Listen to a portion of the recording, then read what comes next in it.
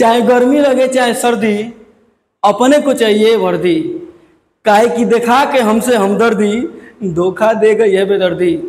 नमस्कार दोस्तों, स्वागत है आप सभी का एग्जाम नीति के ऑनलाइन प्लेटफॉर्म पर।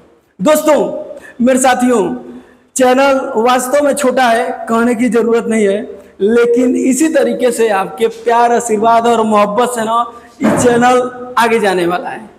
ज्यादा बकैती न करते हुए आज हम लोग अपने टॉपिक को स्टार्ट करेंगे। और आज का टॉपिक है मेरे भाई वर्णमाला। ठीक है, आज का टॉपिक क्या है? वर्णमाला है।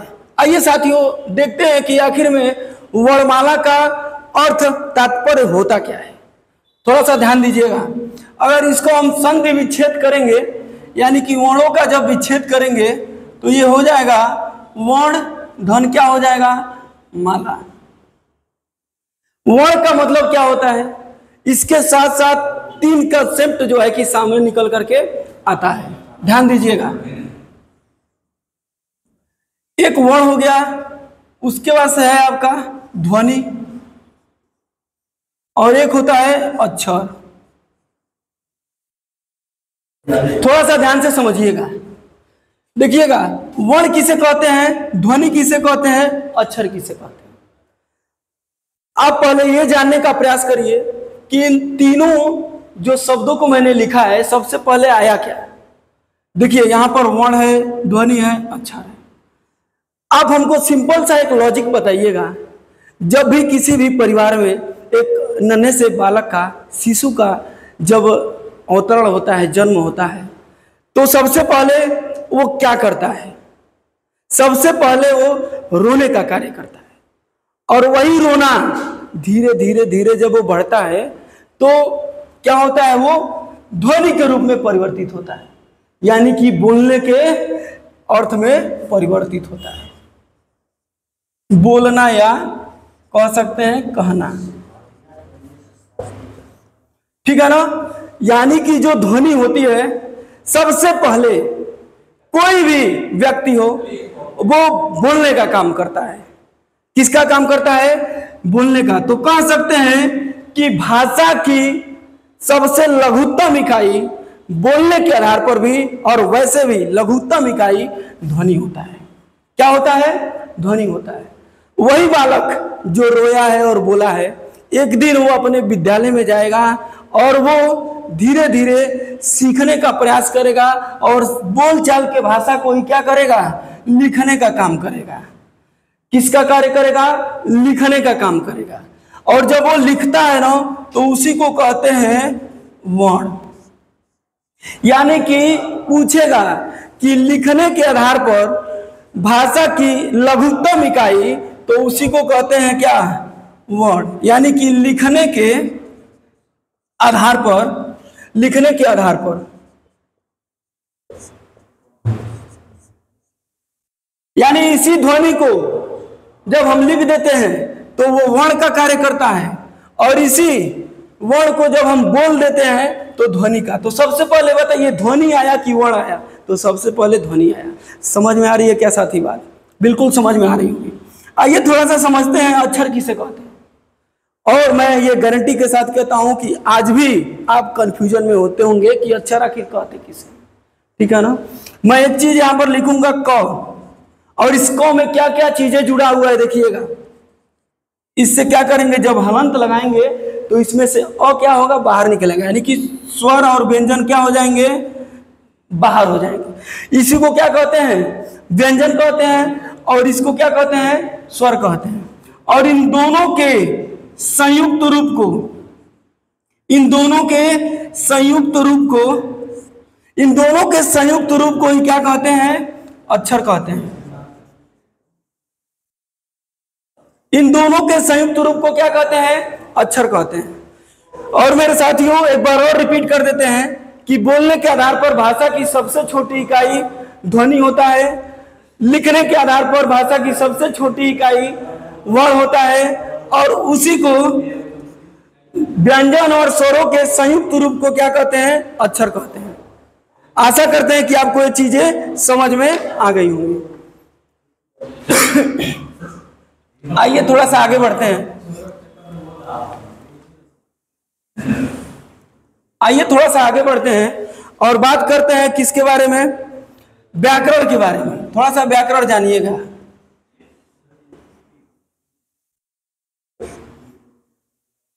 देखिए व्याकरण जो होता है ना,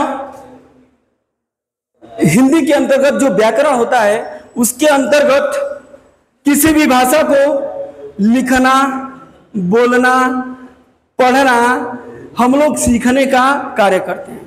शुद्ध शुद्ध उच्चारण के लिए, शुद्ध शुद्ध लिखने के लिए और शुद्ध शुद्ध किसी भी वाक्य को या फिर शब्द को बोलने के लिए हमको सबसे पहले व्याकरण की जरूरत पड़ती है। और मेरे साथियों व्याकरण का जो अंग होता है कितना होता है, थोड़ा सा ध्यान दीजिएगा। व्याकरण के अगर हम यहां पर कहें अंग, तो पूरा का पूरा जो व्याकरण है ना, इसके 3 अंग होते हैं। कितने अंग होते हैं दोस्तों साथी? 3। एक होता है वर्ण विचार, ठीक, एक होता है शब्द विचार,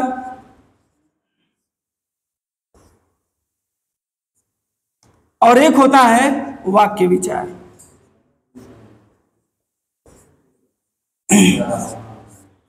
मेरे साथियों एक बात जरूर कहूंगा कि अगर आपको कंटेंट अच्छा लगता हो, अगर आप कुछ सीखते हो तो वीडियो को अवश्य लाइक कर दीजिएगा और चैनल पर नए होंगे तो सब्सक्राइब कर दीजिएगा। देखिएगा थोड़ा सा वर्ण विचार के अंतर्गत क्या होता है, वही वर्णमाला वाली चीजें आती है, ठीक है ना। शब्द विचार के अंतर्गत क्या होता है, कोई भी जो शब्द हम लोग लिखते हैं उसका एक तार्किक और सार्थक क्रम होता है। यानी कि किसी भी वर्ण को जब हम लिखते हैं तो उसका एक क्या होता है, क्रम होता है, सुव्यवस्थित क्रम होता है, एक संयोजन होता है। उसी को हम लोग क्या कहते हैं, शब्द कहते हैं। कह सकते हैं कि सार्थकता के आधार पर भाषा की सबसे छोटी इकाई को शब्द कहते हैं, ठीक।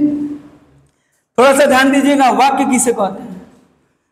वाक्य के अंतर्गत जो है भाषा की सबसे बड़ी इकाई, समझने के आधार पर भाषा की सबसे बड़ी इकाई ही क्या कहलाती है, वाक्य कहलाती है, ठीक है ना। यानी कि किसी भी व्यक्ति को जब हम अपनी बातों को समझाने का प्रयास करते हैं या फिर कहने का प्रयास करते हैं तो हम सबसे पहले वाक्य का सहारा लेते हैं। उसी को क्या कहते हैं, वाक्य विचार कहते हैं। ये व्याकरण के जो है अंग हैं, इसी से ही व्याकरण का निर्माण होता है। बात समझ में आई कि नहीं आई? बिल्कुल बात समझ में आ गई होगी। आइए थोड़ा सा आगे बढ़ते हैं। अब हम लोग आते हैं वर्णमाला पे। वर्ण धन क्या होता है, माला। यानी कि वर्णों के सुव्यवस्थित, सुसंगठित और एक क्रम नियोजन को ही क्या कहते हैं, वर्णमाला कहते हैं। क्या कहते हैं, वर्णमाला कहते हैं। यानी कि कह सकते हैं कि वर्णों के सार्थक क्रम या सुव्यवस्थित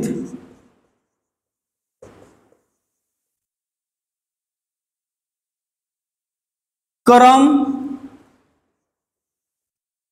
समुदाय को वर्णमाला कहते हैं, ठीक है ना। माला किसे कहते हैं, जो हम लोग अपने गले में पहनते हैं। देखते हैं ना, छोटे छोटे मोतियों से मिलकर के किसका निर्माण होता है, एक माला का निर्माण होता है। ठीक उसी प्रकार से जो है कि हिंदी में अक्षरों, ध्वनियों, वर्णों के सुव्यवस्थित संयोजन से ही वर्णमाला का निर्माण होता है। आशा करते हैं कि आपको बहुत ही बेहतर तरीके से ये कॉन्सेप्ट समझ में आया होगा। आइए थोड़ा सा आगे बढ़ते हैं। अगर बात करेंगे वर्णों की कुल संख्या, वर्णों की कुल संख्या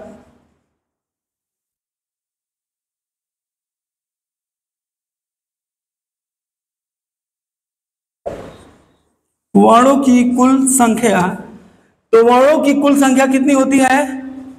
52 होती है। वर्णों की कुल संख्या कितनी होती है? 52 होती है। लेकिन अगर बात किया जाएगा मूल वर्णों की संख्या, मूल वर्णों की संख्या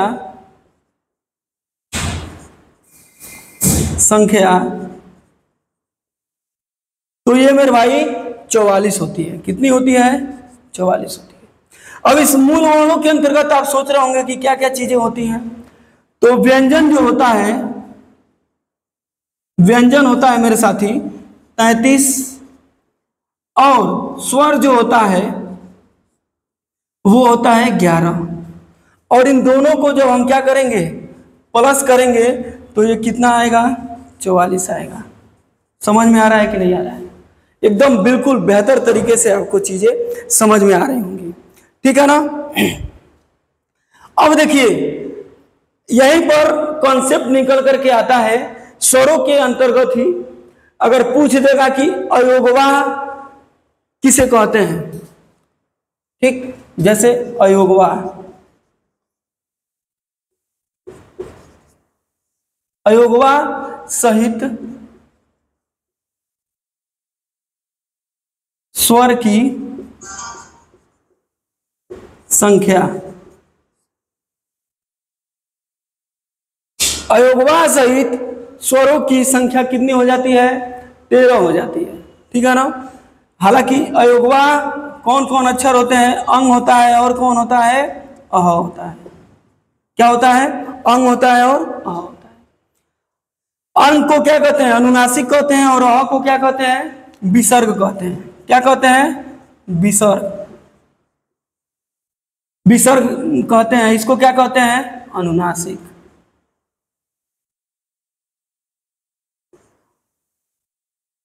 ठीक है ना।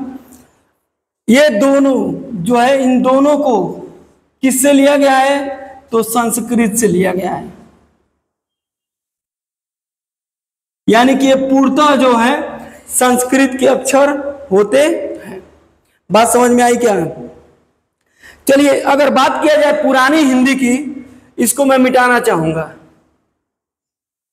आगे बढ़ते हैं।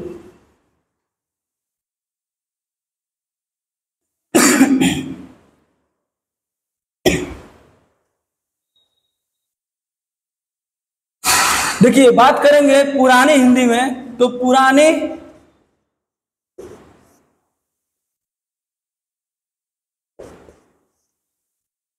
हिंदी में वर्णों की जो संख्या थी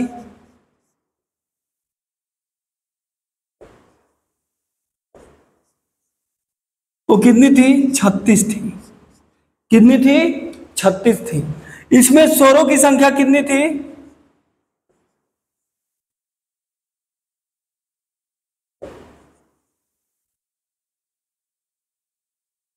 इसमें स्वरों की संख्या कितनी थी? 8 थी। कितनी थी? 8 थी, ठीक। और व्यंजनों की संख्या कितनी थी? व्यंजनों की संख्या, व्यंजनों की संख्या कितनी थी? 33 में से 5 जाएगा तो हो जाएगा 28। समझ में आया क्या? अब देखिए इस पुराने हिंदी को किस नाम से जानते हैं? अपभ्रंश के नाम से जानते हैं। अपभ्रंश के नाम से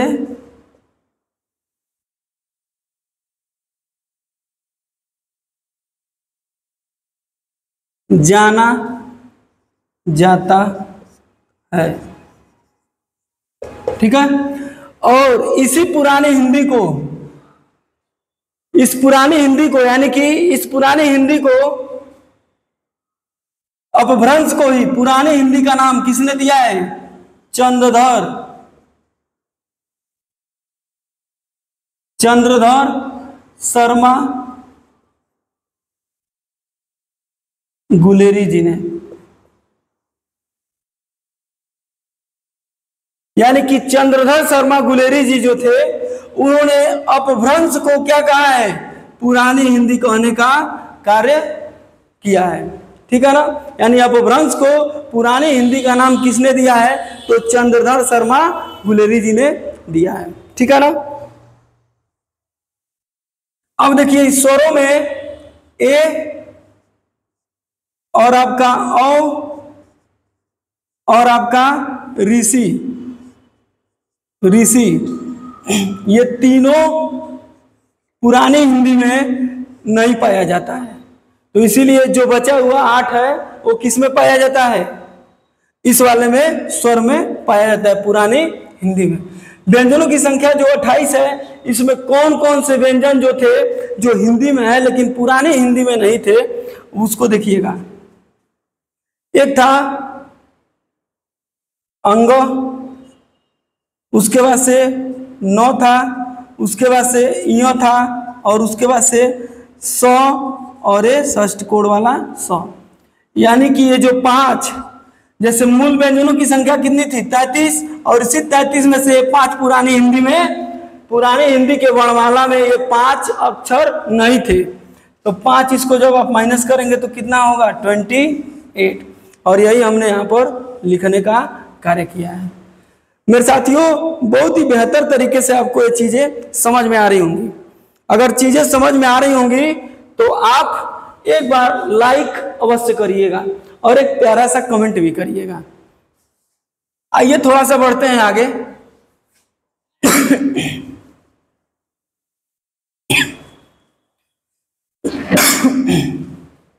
आइए थोड़ा सा आगे बढ़ते हैं।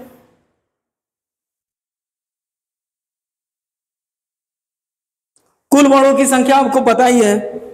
जैसे अगर बात किया जाए स्वर की तो देखिए अ, आ, ई, फिर क्या है?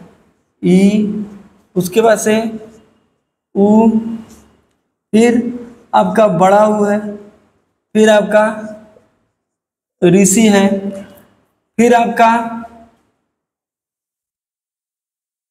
ए है, फिर आपका अ है, फिर आपका ओ है, और फिर आपका औ है, ठीक है। और ये जो है अंग और अह, ये क्या है? आपका अयोगवा है। क्या है? अयोगवा, अयोगवा है। देखिए ये देखिए 1 2 3 4 5 6 7 8 9 10 11। समझ में आ रहा है क्या? अब देखिए अगर बात किया जाएगा मूल स्वरों की, तो मूल स्वरों की संख्या कितनी होती है साथियों? मूल स्वरों की संख्या होती है आपकी 4। यही अ, 1 मिनट, इस आ को नहीं इसमें लिया जाएगा, ठीक है ना। यानी कि चलिए यहां पर हम लिखते हैं, ये आ है ना, इसको छोड़िए। इसमें मूल स्वरों की संख्या या फिर एक मात्रिक स्वरों की संख्या, ऐसे लिखिए, मूल स्वरों की संख्या। मूल स्वरों की संख्या की बात करेंगे तो क्या होगा? अ होगा, फिर छोटी ई होगा, छोटा उ होगा, और क्या होगा? ऋषि होगा। इसी को क्या कहते हैं? मूल स्वर कहते हैं, और एक मात्रिक भी कहते हैं। इस अ को और किस नाम से जानते हैं? प्राकृतिक स्वर के नाम से जानते हैं। प्राकृतिक स्वर के नाम से जानते हैं, ठीक है ना। यानी कि इस अ को और किस नाम से जानते हैं? अमात्रिक, अमात्रिक स्वर के नाम से भी जानते हैं, ठीक है ना। बात समझ में आ रही होगी। इन चारों चीजों का हमने यहाँ पर अच्छे तरीके से आपके बीच में चर्चा कर दिया है और आप समझ भी गए होंगे। आइए साथियों थोड़ा सा बात करते हैं और आगे बढ़ते हैं। तो इसी के अंतर्गत आता है आपका, जैसे अगर बात किया जाएगा कि दीर्घ स्वरों की संख्या, तो देखिए दीर्घ स्वर की संख्या,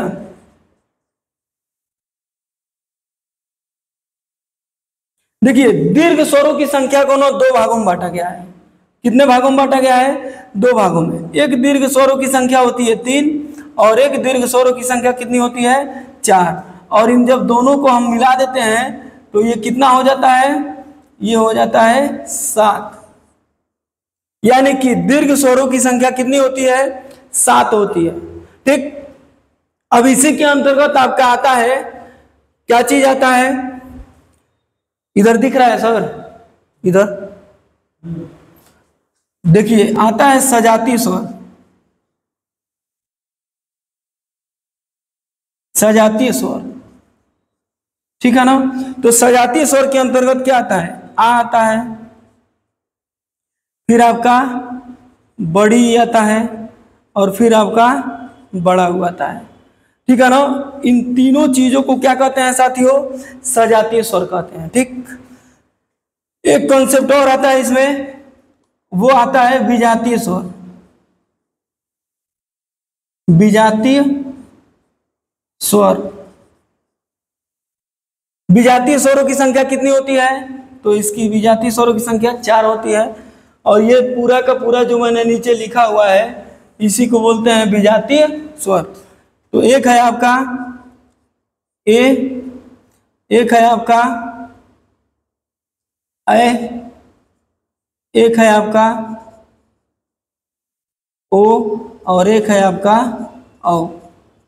यानी कि इन्हीं चारों को क्या कहते हैं, विजातीय स्वर कहते हैं। ए ओ औ को क्या कहते हैं, विजातीय स्वर कहते हैं। आइए इस कंसेप्ट को थोड़ा सा और जानने का प्रयास करते हैं।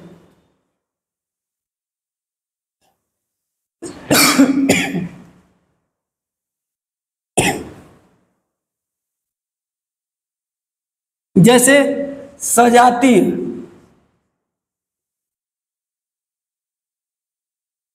स्वर और एक होता है विजातीय स्वर, ठीक है। सजातीय स्वरों की संख्या कितनी होती है, 3 होती है। नाम क्यों इसका पड़ा है सजातीय, देखिएगा थोड़ा सा। जैसे आ है तो इसका निर्माण किससे होगा, अ प्लस अ से, यानी कि ये समान जाति से बना हुआ है। यानी कि तो समझिएगा सर जी, यादव और यादव का विवाह हो गया है किसमें, मान लीजिए यादव लड़का यादव लड़की, तो हो गया ना समान जाति। पंडित जी के साथ शादी कर लिए, सिंह साहब के साथ शादी कर लिए, सिंह साहब के साथ शादी किए हैं कि नहीं किए हैं, चलिए। तो सिंह साहब के साथ शादी कर लिए, पासवान वो के साथ शादी कर लिया ना, तो इसको तो कहते हैं समान जाति। ठीक, तो इसी प्रकार से जैसे देखिए ये एक जाति और एक जाति यानी समान जाति है ना, तो ये क्या हो गया, आ हो गया, इसी को बोलते हैं सजाति। इसी के अंतर्गत अगर बात करेंगे तो आएगी बड़ी भी। तो बड़ी का निर्माण किससे होगा, बड़ी का निर्माण होगा छोटी और प्लस छोटी इसे, ठीक है ना। तो ये भी देखिए समान जाति हुआ। और एक आता है बड़ा ऊ, तो इसका भी निर्माण किससे होगा, इसका भी निर्माण होगा छोटा ऊ और प्लस छोटा ऊ, और जब दोनों से मिलके बनाएंगे तो क्या हो जाएगा, ये समान जाति। यानी यहाँ भी समान और यहाँ पर भी समान, तो हो गया समान जाति। आशा करते हैं कि ये चीजें आपको समझ में आई होंगी और काफी अच्छा कॉन्सेप्ट आपको लगा होगा। आइए देखते हैं इस विजातीय वाले कॉन्सेप्ट को थोड़ा सा समझते हैं। देखिए विजातीय वाले के अंतर्गत 4 आता है और इस 4 में एक होता है ए, एक होता है ए और एक होता है ओ और एक होता है औ, ठीक है।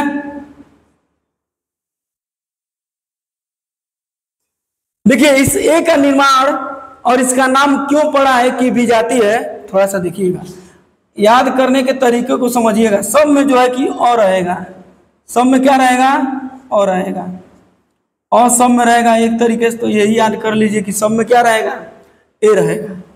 फिर इस अ के साथ क्या मिलता है, छोटी नहीं तो बड़ी, और ये निर्माण कर देता है किसका, ए का, ठीक है ना।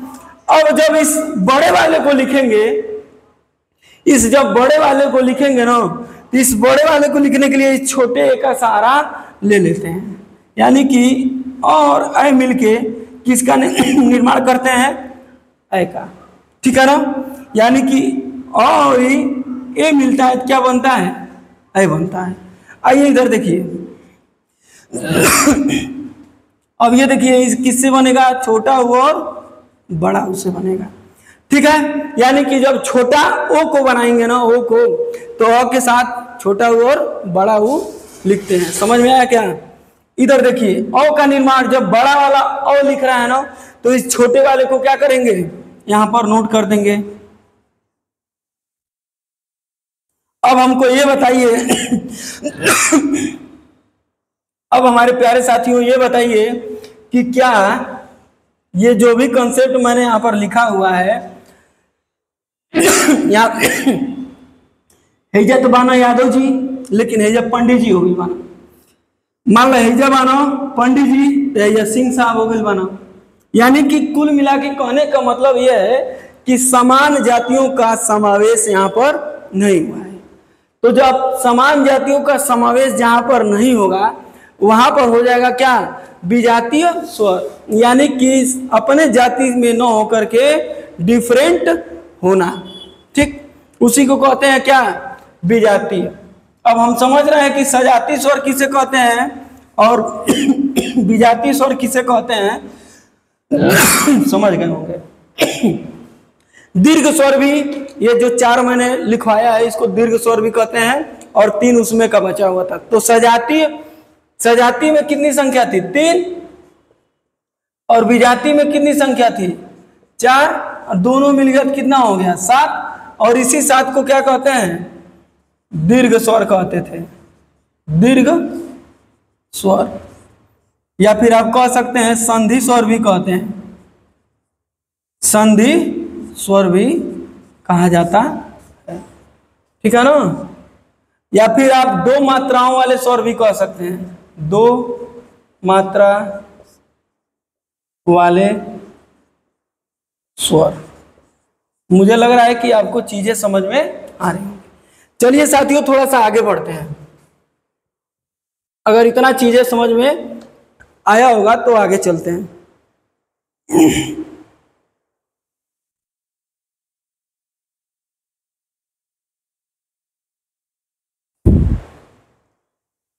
देखिए अगर कहेगा कि वर्ण के भेद, वर्ण के भेद, ठीक है ना, तो सामान्य भेद एक होता है इसका, सामान्य भेद। और वर्ण के भेद में भाई साहब सामान्य भेद के अंतर्गत स्वर आता है और क्या आता है, व्यंजन आता है, स्वर आता है और व्यंजन आता है। एक और इसका जब भेद के बारे में करेंगे तो स्वर तंत्रिका में, स्वर तंत्रिकाओं में कंपन के आधार पर, कंपन के आधार पर, तो स्वर तंत्रिकाओं में कंपन के आधार पर भी अगर बांटा जाएगा तो 2 भेद होगा। कितना भेद होगा, 2 होगा। एक होता है सघोष और एक होता है अघोष। ठीक है ना, सघोष किसको कहते हैं कि जिन ध्वनियों को बोलते समय हमारे स्वर तंत्रिकाओं में, वाग्य यंत्रों में कंपन होता है उसे सघोष कहते हैं, और जिन ध्वनियों के उच्चारण करते समय वाग्य यंत्रों में, स्वर तंत्रिकाओं में कंपन नहीं होता है उसे अघोष कहते हैं। ठीक है ना, और एक होता है, तो ये तो मान लीजिए एक सामान्य भेद था, एक स्वर तंत्रिकाओं के आधार पर भेद था, और एक किसके होगा, बाह्य प्रयत्न के आधार पर, बाह्य प्रयत्न, प्रयत्न के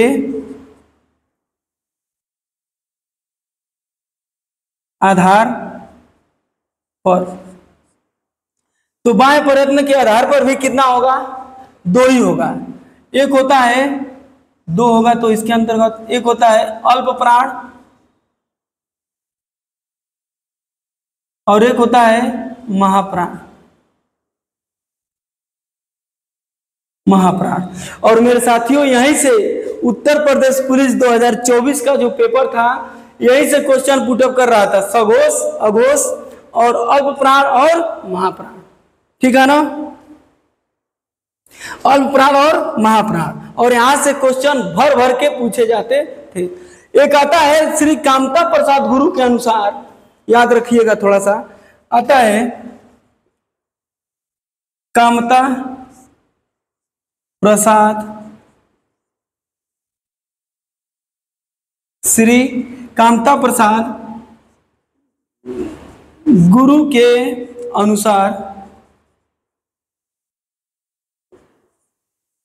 श्री कामता प्रसाद गुरु के अनुसार वर्णों की कुल संख्या, वर्णों की संख्या, या ऐसे भी पूछा जा सकता है कि प्राण वायु के आधार पर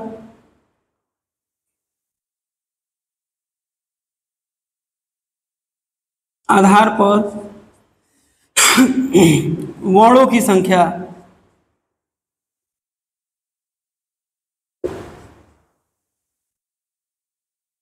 वर्णों की संख्या।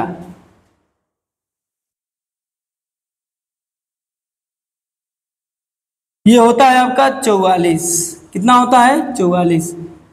33 होता है व्यंजन और 11 होता है स्वर। स्वर होता है 11 और व्यंजन कितना होता है? 33। और इन दोनों को जब मिलाते हैं तो संख्या आता है कितना? 44। मुझे लग रहा है कि बातें और अच्छी तरीके से आप लोगों के समक्ष बेहतर हो गई होंगी और काफी स्पष्ट तरीके से वर्णमाला क्या चीज होता है और किस तरीके से प्रश्न जो है पुटअप किए जाते हैं और किस तरीके के आयोग के द्वारा प्रश्नों का चयन किया जाता है और कहां से किस तरीके से। जो हिंदी है लोग कहते हैं आसान है, लेकिन मेरे भाई ये दुख सुख रस छंद अलंकार और जीवन को जीने की एक क्या है कला होती है हिंदी। और हिंदी वास्तव में बहुत ही मजेदार विषय होता है और जो इसे पढ़ाते हैं वो वास्तव तौर पर महान होते हैं, क्योंकि हिंदी जो होती है हमारी राजकीय भाषा है। हालांकि राष्ट्रीय भाषा नहीं है, लेकिन फिर भी अपने देश के अधिकांश राज्यों में इसका प्रचलन है और लगभग 80 से 90 करोड़ लोग जो है कि भारत में हिंदी बोला करते हैं और मुझे गर्व होता है कि मैं हिंदी का अध्यापक हूं। आइए थोड़ा सा और आगे बढ़ेंगे और चीजों को समझने का प्रयास करेंगे।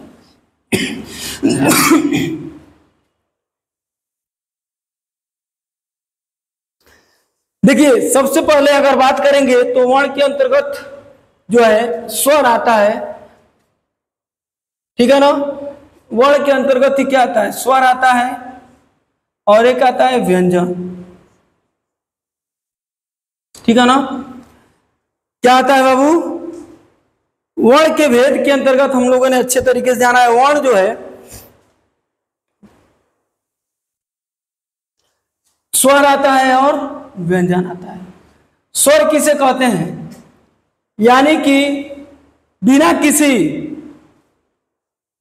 अक्षरों की या फिर वर्णों की सहायता लिए स्वतंत्र रूप से बोले जाने वाले अक्षर को ही स्वर कहते हैं, यानी कि जिनके उच्चारण में किसी की सहायता की जरूरत न पड़े।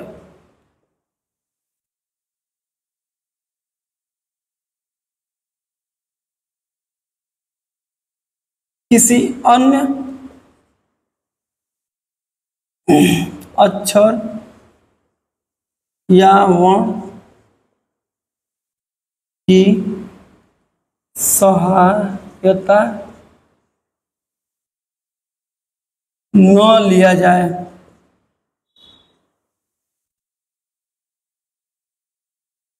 यानी कि कह सकते हैं कि स्वतंत्र रूप से बोला जाए, स्वतंत्र रूप से उच्चारण होता है।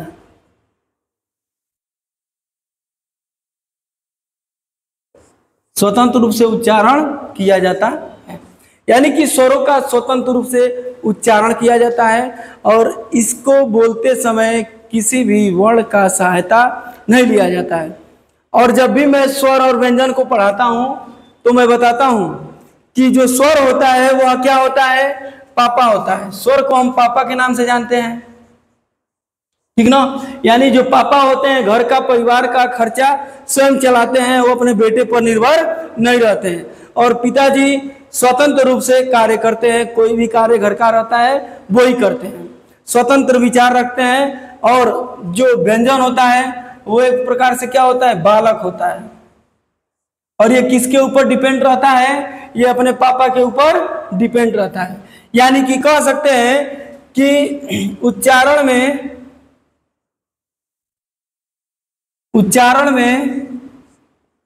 स्वरों की सहायता,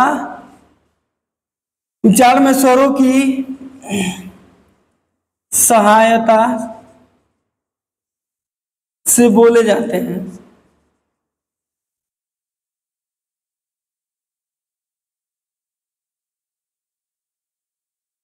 यानी कि इनके उच्चारण के लिए हमें स्वरों की सहायता लेनी पड़ती है, उसी को कहते हैं क्या, व्यंजन कहते हैं। अब आपको समझ में आया होगा, जैसे देखिएगा ये जो अ है या फिर आ है, ठीक है ना। यानी कि इसका जब हम उच्चारण करते हैं तो किसी की सहायता नहीं लेते हैं, लेकिन यही क है या फिर ख है, इसको उच्चारण करते समय हम स्वरों की सहायता लेते हैं। आइए देखते हैं कैसे। जैसे देखिएगा ये क है तो ये किससे मिलके बनता है, आधा को, ये है आपका व्यंजन और इसके साथ जुड़ा क्या है, अ। यानी कि बोलिए क, तो लास्ट में अ आ रहा है कि नहीं आ रहा है, यानी स्वरों की सहायता से बोला गया।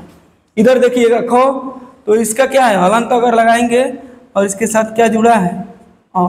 तो कभी भी हम ख बोलते हैं तो लास्ट में क्या आता है, अ आता है। यानी कि व्यंजन का निर्माण ही स्वरों की सहायता से होता है। ये चीजें आपको याद रखनी है। और स्वर और व्यंजन क्या होता है आपको एकदम अच्छे से पता हो गया होगा।